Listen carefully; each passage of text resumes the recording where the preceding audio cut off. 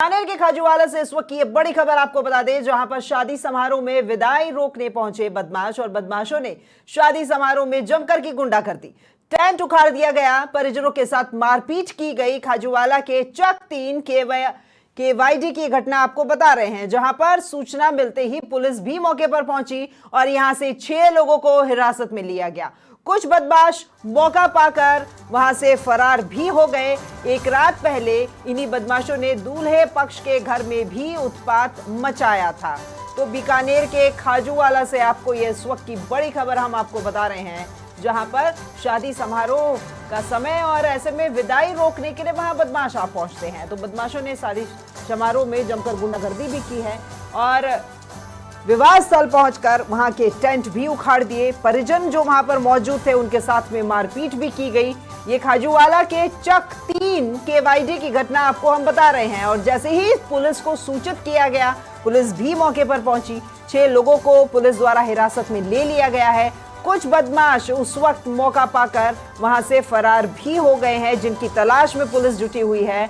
और आपको ये भी बता दें कि एक रात पहले ये ही बदमाश दूल्हे पक्ष के घर भी पहुंचे थे और वहां पहुंच करके भी इनके द्वारा उत्पात मचाया गया था।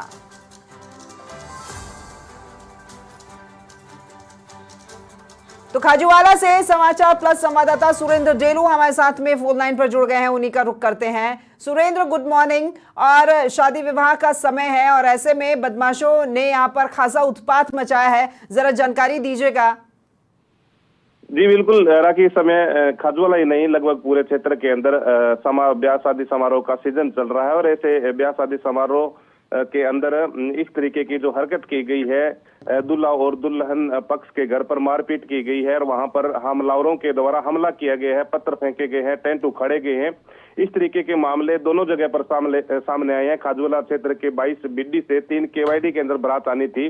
22 बिड्डी पहले दिन वहां पर भी पत्थर फेंके जाते हैं, मारपीट की जाती है और उसके दिन जब बारात आती है 3 केवाईडी में, जो वधू पक्ष है वहां पर जब वधू की विदाई होती है तो वहां पर भी बदमाश पहुंचते हैं और वहां पर भी पत्थर घर में फेंके जाते हैं, तोड़फोड़ की जाती है, टेंट उखाड़े जाते हैं और वहां पर उनके पास कुछ हथियार होने की भी जानकारी मिल रही है। तो वहां पर काफी संख्या में उसी क्षेत्र के लोग पहुंचते हैं और जो मारपीट करने वाले लोग हैं उनके साथ समझाइश भी करते हैं। पुलिस को सूचना दी जाती है, तुरंत खाजूवाला पुलिस मौके पर पहुंचती है।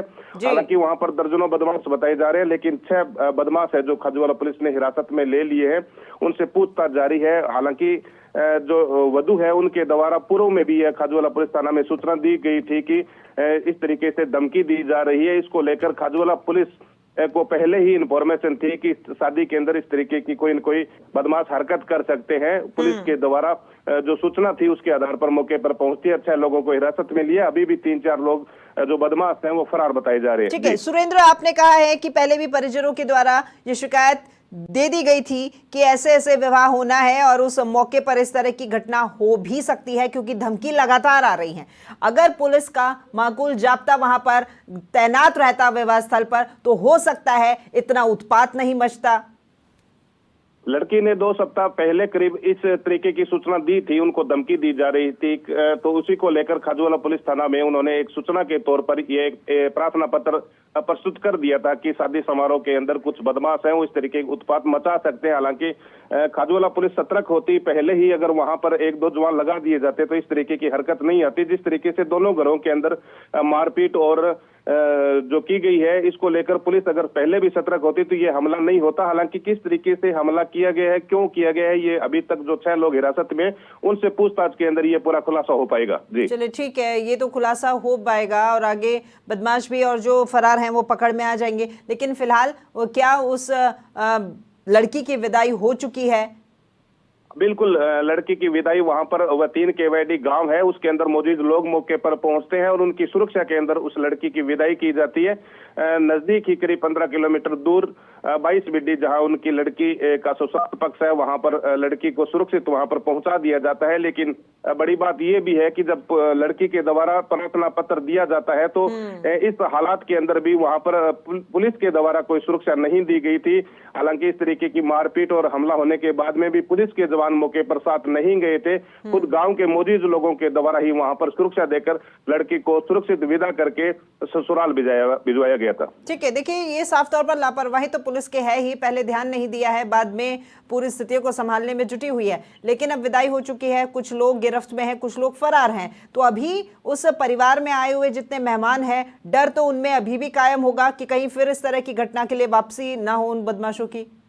स्वाभाविक सी बात है, दहशत का माहौल जरूर है, क्योंकि ये बदमाश यहाँ इस क्षेत्र के नहीं बताए जा रहे हैं, बदमाश सूरतगढ़ के बताए जा रहे हैं। सूरतगढ़ से बदमाश वहां पर पहुंचते हैं। पहले 22 बिड्डी के अंदर जो दूल्हा पक्ष है उसके अंदर जो घटना होती है, उसी घटना को दोबारा लड़की के घर पर दोहराया जाता है, और जब लड़की की विदाई, जब डोली बाहर निकलती है, उसी दरमियान ये हमला होता है। तो इसको लेकर तो कहीं ना कहीं एक डर का माहौल भी पैदा हुआ है। लेकिन जिस तरीके से जो 6 बदमाश पकड़े गए हैं, उन्हीं से ये जानकारी पूरी तरीके से मिल पाएगी कि किस तरीके से उन्होंने, किस रंजिश के चलते उन्होंने हमला किया है, क्यों किया है, और कहाँ के वो लोग रहने वाले हैं। ठीक है सुरेंद्र, बहुत शुक्रिया आपका इस तमाम जानकारी को साझा करने के लिए।